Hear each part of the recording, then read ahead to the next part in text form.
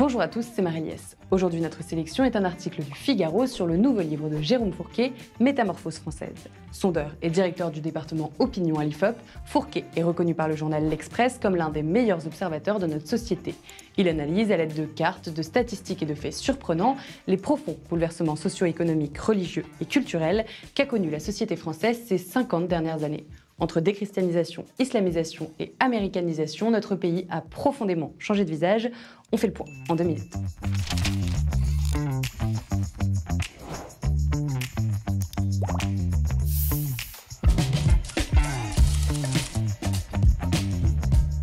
Dans ses précédents travaux, Jérôme Fourquet décrivait une France complètement morcelée, comme un puzzle désarticulé où notre culture commune s'efface peu à peu.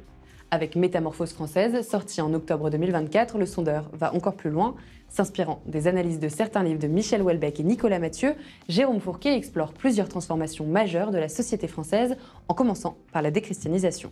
Pour vous donner une idée, en 1961, 82% des Français étaient baptisés contre seulement 27% en 2018. Même chose pour les prénoms, 20% des filles s'appelaient Marie en 1900, aujourd'hui elles sont 0,3%. C'est l'inverse pour les prénoms d'origine arabo-musulmane qui concernaient 18% des nouveau-nés en 2019. Les mœurs aussi changent radicalement.